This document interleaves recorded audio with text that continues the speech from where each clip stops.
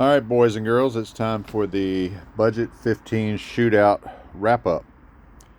So we had 20 subs in there, and they ranged from the lowest cost 15, which I think is the Armada, currently $69, and up to, I want to say 170 was the max, and that was shipped. Some of these I got on sale, so it fell into the category. So the first test, all 20, went into the 2.1 sealed box I built. It's a little small for some. It's about right for most. And actually for the Image Dynamics, it's a little big. But I test for SPL, precision, versatility. SPL, loudness.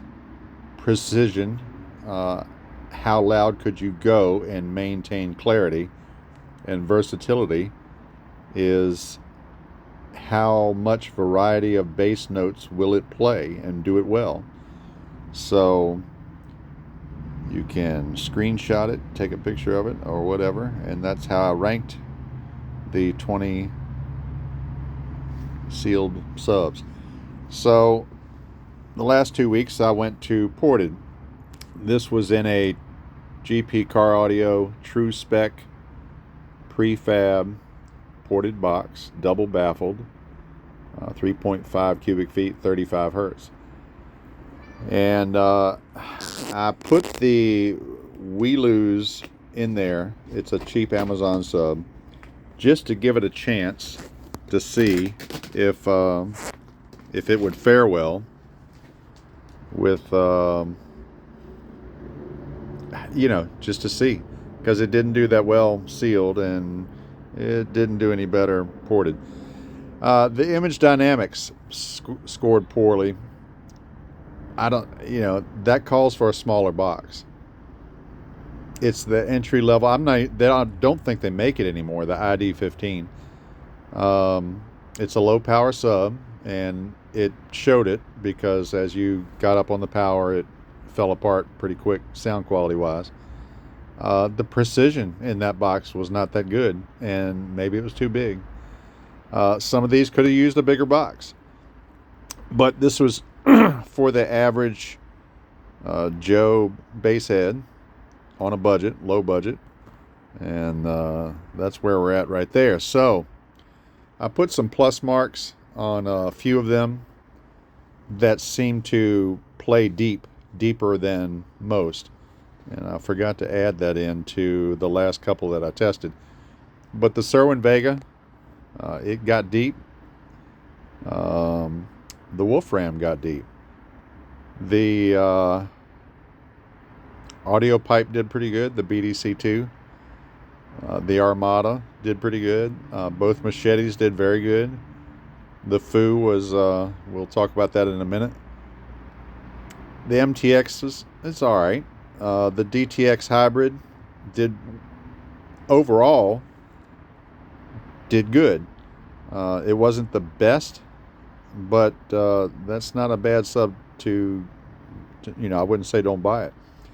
The K9 really could get loud, but and that was today my last test.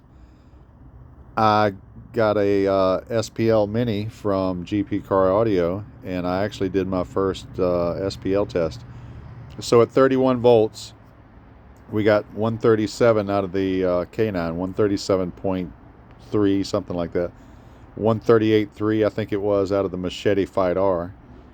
The We Lose, in comparison, I got up to about 121, 122, and the sound quality got so bad, so I just didn't care. And that was 11.5 volts, which is like 150 watts. So I think the We Lose would fare better in a sealed box, a little bit better. But so that's where we're at there.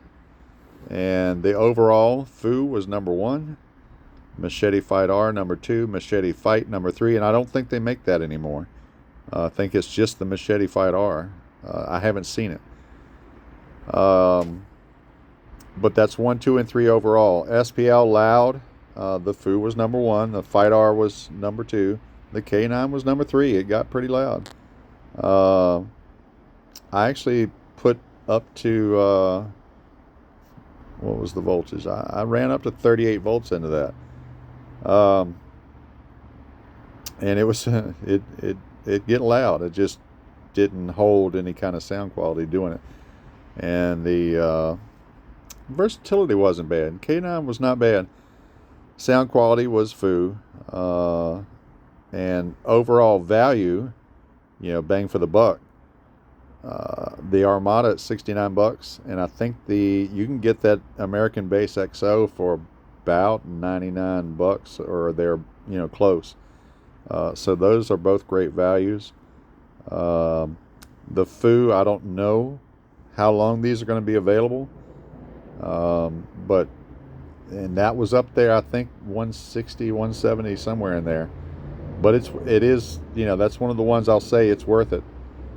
And I'm not exactly the guy that's willingly spends big bucks, but that's the Machete Fight R. I think it's not on sale right now. I wouldn't buy it unless it was on sale. When they were on sale, I think they were $150 or less. But that's it. So there's your budget 15 shootout conclusion wrap up. That's it. Have a good day.